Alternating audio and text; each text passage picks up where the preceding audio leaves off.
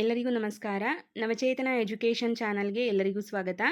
ಇವತ್ತಿನ ಸೆಷನ್ನಲ್ಲಿ ನಾನು ಮೌಲ್ಯ ಶಿಕ್ಷಣಕ್ಕೆ ಸಂಬಂಧಪಟ್ಟಂತೆ ಒಂದು ಇಂಪಾರ್ಟೆಂಟ್ ಕ್ಲಾಸನ್ನು ಮಾಡ್ತಾ ಇದ್ದೀನಿ. ಈಗ ನಿಮ್ಮೆಲ್ರಿಗೂ ಕೂಡ ಗೊತ್ತಿರೋ ಹಾಗೆ ದೈಹಿಕ ಶಿಕ್ಷಣ ಪುಸ್ತಕದ ಬದಲಾಗಿ ಸರ್ಕಾರಿ ಶಾಲೆಗಳಲ್ಲಿ ಮೌಲ್ಯ ಶಿಕ್ಷಣ ಪುಸ್ತಕವನ್ನು ಪ್ರೊವೈಡ್ ಮಾಡ್ತಾ ಇದ್ದಾರೆ. ಸೊ ಆ ಪುಸ್ತಕವನ್ನು ಆಧರಿಸಿ ಇವತ್ತಿನ ಸೆಷನನ್ನು ಮಾಡ್ತಾ ಇದ್ದೀನಿ. ಇಲ್ಲಿ ನಾನು 10ನೇ ತರಗತಿ ಮೌಲ್ಯ ಶಿಕ್ಷಣ ಪುಸ್ತಕದಲ್ಲಿರುವಂತಹ ಅಂಶಗಳ ಮೇಲೆ ಒಟ್ಟು 50 ಪ್ರಶ್ನೆಗಳನ್ನು ರೆಡಿ ಮಾಡ್ಕೊಂಡಿದ್ದೀನಿ. ಈ ಒಂದು ಸೆಷನ್ ಅಂದರೆ ಈ ಒಂದು ತರಗತಿಯಲ್ಲಿ ನಿಮಗೆ 10 ಪ್ರಶ್ನೆಗಳನ್ನು ನಾನು ತಿಳಿಸ್ತೀನಿ. ನೆಕ್ಸ್ಟ್ ಅದು ಕಂಟಿನ್ಯೂ ಆಗ್ತಾ ಹೋಗುತ್ತೆ.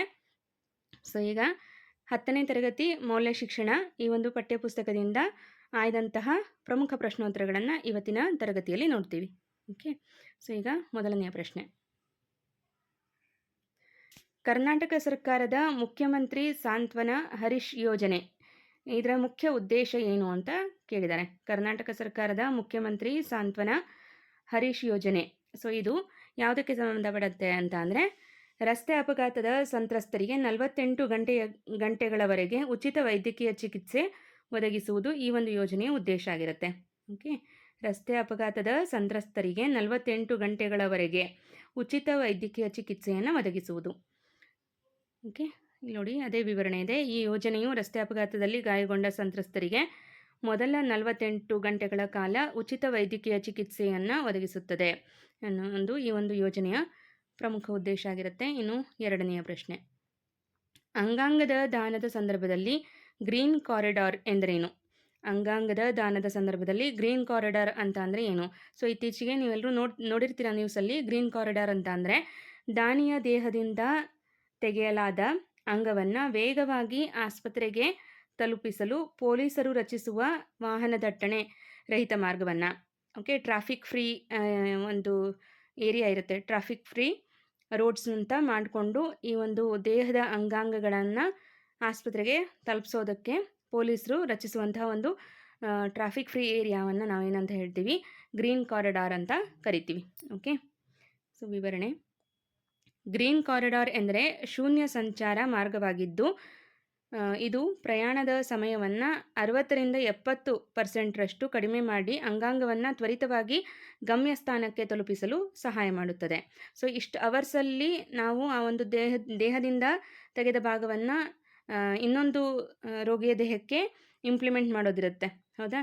ಸೊ ಆವಾಗ ನಮಗೆ ಈ ರೀತಿ ಗ್ರೀನ್ ಕಾರಿಡಾರ್ ಅನ್ನುವಂಥ ಒಂದು ವ್ಯವಸ್ಥೆಯನ್ನು ಮಾಡಿಕೊಂಡ್ರೆ ನಾವು ಸುಲಭವಾಗಿ ಮತ್ತು ಅತಿ ವೇಗವಾಗಿ ಆ ಒಂದು ಸ್ಥಳಕ್ಕೆ ದೇಹದ ಅಂಗಾಂಗವನ್ನು ತಲುಪಿಸ್ಬೋದು. ಸೊ ಹಾಗಾಗಿ ಗ್ರೀನ್ ಕಾರಿಡಾರ್ ವ್ಯವಸ್ಥೆಯನ್ನು ಪೊಲೀಸ್ ಇಲಾಖೆಯವರು ಮಾಡ್ತಾರೆ. ನೆಕ್ಸ್ಟ್,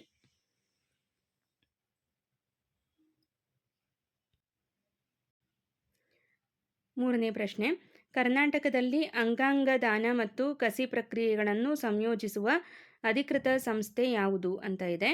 ಸೊ ಇಲ್ಲಿ ಸರಿಯಾದ ಉತ್ತರ ಆಪ್ಷನ್ ಸಿ, ಜೀವಸಾರ್ಥಕತೆ.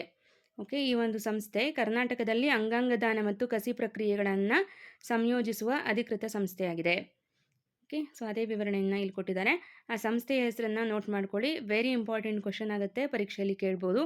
ನೆಕ್ಸ್ಟ್, 4ನೆಯ ಪ್ರಶ್ನೆ. ತಮಿಳುನಾಡಿನ ಮೊದಲ ಟ್ರಾನ್ಸ್ಜೆಂಡರ್ ಎಂಜಿನಿಯರಿಂಗ್ ವಿದ್ಯಾರ್ಥಿ ಯಾರು ಅಂತ ಕೇಳಿದ್ದಾರೆ. ಸರಿಯಾದ ಉತ್ತರ option B, grace Banu. Okay, grace Banu ಅವರು ತಮಿಳುನಾಡಿನ ಮೊದಲ ಟ್ರಾನ್ಸ್ಜೆಂಡರ್ ಇಂಜಿನಿಯರಿಂಗ್ ವಿದ್ಯಾರ್ಥಿಯಾಗಿರ್ತಾರೆ. ಓಕೆ, ಇಲ್ಲಿ ನೋಡಿ ವಿವರಣೆ.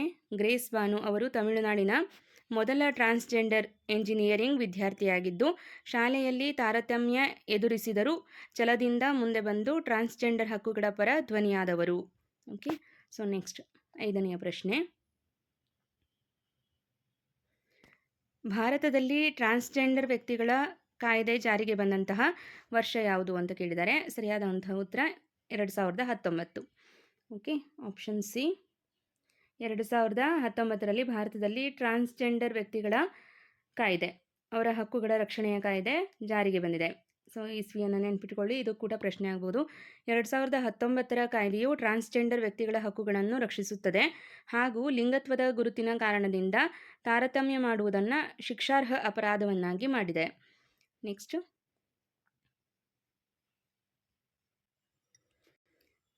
6ನೆಯ ಪ್ರಶ್ನೆ. ಪ್ರೌಢಾವಸ್ಥೆಯ ಬದಲಾವಣೆಗಳು ಸಾಮಾನ್ಯವಾಗಿ ಯಾವ ವಯಸ್ಸಿನ ನಡುವೆ ಪ್ರಾರಂಭವಾಗುತ್ತದೆ ಅಂತ ಕೇಳಿದ್ದಾರೆ. ಸೊ ಈ ಒಂದು ಪ್ರಶ್ನೆಗೆ ಸರಿಯಾದ ಉತ್ತರ 8ರಿಂದ 15 ವರ್ಷ. ಸೊ ಸೈಕಾಲಜಿಯನ್ನು ನಾವೆಲ್ಲ ಓದಿರ್ತೀವಿ, ಇದಕ್ಕೆ ಸುಲಭವಾಗಿ ನಮಗೆ ಉತ್ತರ ಗೊತ್ತಾಗುತ್ತೆ. ಪ್ರೌಢಾವಸ್ಥೆಯ ಬದಲಾವಣೆಗಳು ಸಾಮಾನ್ಯವಾಗಿ 8ರಿಂದ 15 ವರ್ಷಗಳ ವಯಸ್ಸಿನ ನಡುವೆ ಪ್ರಾರಂಭವಾಗುತ್ತದೆ. ಓಕೆ, ಸೊ 8ರಿಂದ 15 ವರ್ಷಗಳ ನಡುವೆ ಪ್ರೌಢಾವಸ್ಥೆಯ ಆರಂಭದೊಂದಿಗೆ ಲಿಂಗಗಳ ನಡುವಿನ ವ್ಯತ್ಯಾಸಗಳು ಹೆಚ್ಚು ಸ್ಪಷ್ಟವಾಗುತ್ತವೆ. ಇನ್ನು 7ನೇ ಪ್ರಶ್ನೆ, ಮನುಷ್ಯನ ಮೆದುಳು ಸಂಪೂರ್ಣವಾಗಿ ಬೆಳೆದು ಪಕ್ವವಾಗುವಂತಹ ವಯಸ್ಸು ಯಾವುದು ಅಂತ ಕೇಳಿದ್ದಾರೆ. ಸರಿಯಾದಂಥ ಉತ್ತರ ಆಪ್ಷನ್ ಸಿ, 22ರಿಂದ 24 ವರ್ಷ. ಓಕೆ, 22ರಿಂದ 24 ವರ್ಷದಲ್ಲಿ ಮನುಷ್ಯನ ಮೆದುಳು ಸಂಪೂರ್ಣವಾಗಿ ಬೆಳೆದು ಪಕ್ವವಾಗುವ ವಯಸ್ಸಾಗಿರುತ್ತೆ. ಓಕೆ, ಸೊ ಅದೇ ವಿವರಣೆಯನ್ನು ಇಲ್ಲಿ ಕೊಟ್ಟಿದ್ದಾರೆ. ಸೊ ಹಾಗಾಗಿ ಮತ್ತೆ ಓದಲ್ಲ. ನೆಕ್ಸ್ಟ್ ಪ್ರಶ್ನೆಯನ್ನು ನೋಡೋಣ. 8ನೇ ಪ್ರಶ್ನೆ, ತಮ್ಮ ಕಾಲದ ಲಿಂಗತ್ವ ಮಾನದಂಡಗಳಿಗೆ ಸವಾಲೊಡ್ಡಿದ 12ನೇ ಶತಮಾನದ ಪ್ರಮುಖ ಕವಯಿತ್ರಿ ಯಾರು ಅಂತ ಕೇಳಿದ್ದಾರೆ. ಸರಿಯಾದ ಉತ್ತರ ಅಕ್ಕ ಮಹಾದೇವಿಯವರು. ಓಕೆ, ಅಕ್ಕ ಮಹಾದೇವಿಯವರು ತಮ್ಮ ಕಾಲದ ಲಿಂಗತ್ವ ಮಾನದಂಡಗಳಿಗೆ ಸವಾಲೊಡ್ಡಿದ 12ನೇ ಶತಮಾನದ ಪ್ರಮುಖ ಕವಯಿತ್ರಿಯಾಗಿರ್ತಾರೆ. ಓಕೆ, ಸೊ ಇವರ ಒಂದು ಆಧ್ಯಾತ್ಮಿಕ ಪ್ರಯಾಣವು ಅವರ ಕಾಲದ ಲಿಂಗತ್ವ ಮಾನದಂಡಗಳಿಗೆ ಸವಾಲೊಡ್ಡಿತ್ತು ಅಂತ ಹೇಳ್ಬೋದು. ನೆಕ್ಸ್ಟ್ 9ನೇ ಪ್ರಶ್ನೆ, ಕೇರಳದ ಯುವ ಆವಿಷ್ಕಾರಕ ರೇಮ್ಯಾ ಜೋಶ್ ಅವರು ಕಂಡುಹಿಡಿದ ಉಪಕರಣ ಯಾವುದು ಅಂತ ಕೇಳಿದ್ದಾರೆ. ಸೊ ಇಲ್ಲಿ ರೇಮ್ಯಾ ಜೋಶ್ ಅನ್ನೋರು ಕೇರಳದ ಯುವ ಆವಿಷ್ಕಾರಕರಾಗಿದ್ದು, ಇವರು ಕಂಡುಹಿಡಿದಂತಹ ಉಪಕರಣ ಪೆಡಲ್ ಚಾಲಿತ ವಾಷಿಂಗ್ ಮಿಷಿನ್. ಓಕೆ, ಪೆಡಲ್ ಚಾಲಿತ ವಾಷಿಂಗ್ ಮಿಷಿನನ್ನು ಇವರು ಕಂಡುಹಿಡಿದಿದ್ದಾರೆ. ವಿವರಣೆಯನ್ನು ನೋಡೋಣ.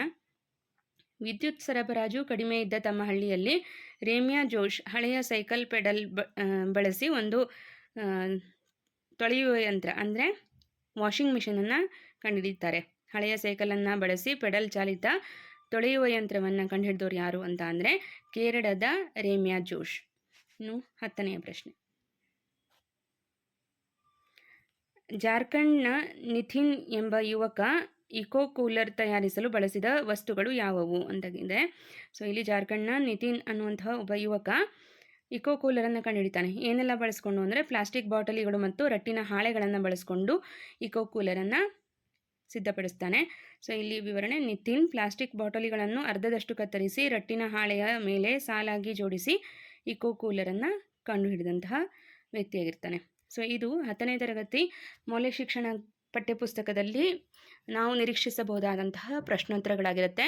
ಸೊ ಈ ಒಂದು ಸೆಷನ್ನಲ್ಲಿ 10ನೇ ಪ್ರಶ್ನೆಗೆ ನಾನು ಸ್ಟಾಪ್ ಮಾಡ್ತೀನಿ, ಯಾಕಂದರೆ ಸಮಯದ ಅಭಾವ ಇದೆ.